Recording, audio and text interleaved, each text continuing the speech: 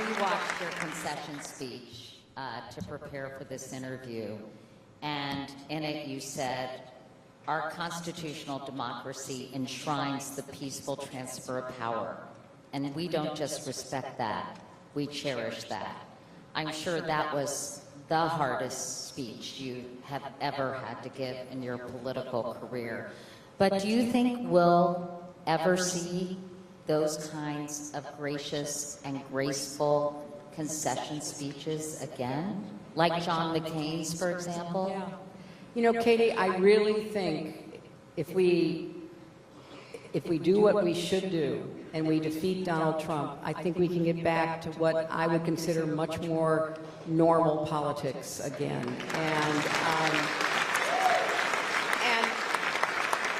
hopefully new leaders would emerge on the Republican side who would not just give lip service to the Constitution and the peaceful transfer of power and everything that goes, you know, with a democracy, but would, again, model it. And, you know, I am optimistic. Like my late wonderful friend Madeleine Albright used to say, she was an optimist who worries a lot. And so that kind of describes me. I am optimistic. I'm optimistic about our country and its future.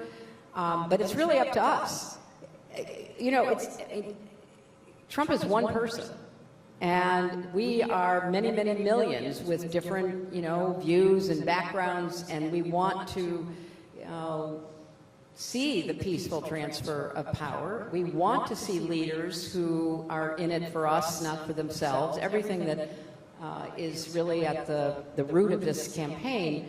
And when I gave that concession speech, clearly, you know, I was hoping for the best, and it just was not to be. And the people that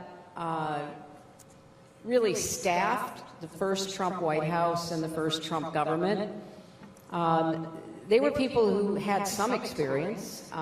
Again, I might have disagreed with them, but I thought of them as being, you know, sensible, you know, people who respected the Constitution.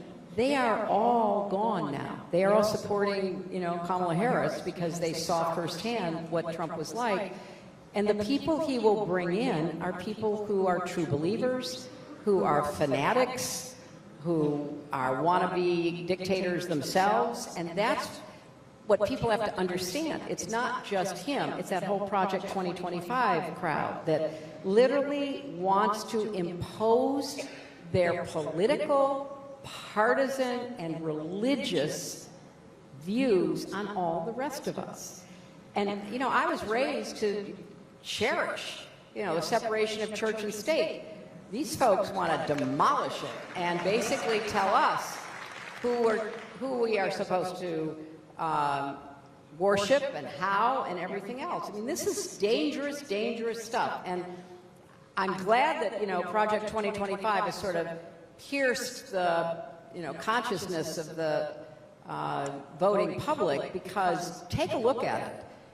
I mean, why would anybody advocate for getting rid of the National Weather Service? Or the Department of Education, or all the civil servants, or right? Getting rid of all the civil servants and populating government with, you know, partisans. Having a litmus test, right? Absolutely. And, you know, this is... He's tried to distance himself from that. Well, unsuccessfully. And, I mean, just you know, in the last day or two, a video popped up where he was praising, he was at some Heritage Foundation event praising, you know, their work and all the rest of it. You know, I am the one who said there's a vast right-wing conspiracy in 1998.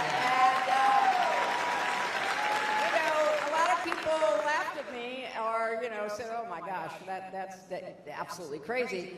Well, no, it's absolutely true. And you could see it playing out. And now it's not really a conspiracy, it's all out in public. We're going to tell you what we're going to do to you. We're going to tell you, you know, what we expect from you. And in the book, I write about waking up the day after a Trump victory and just seeing what's going on in the country and leading with, you know, military troops in our streets, you know, breaking into businesses and homes to round up people they think are here illegally in order to deport them. And can you imagine, I mean, the kind of chaos and terrible outcomes that would be a result of that kind of military occupation of American cities? And so people need to take it seriously and look at this Project 2025, and not only that, just listen to Trump, because he says it all the time.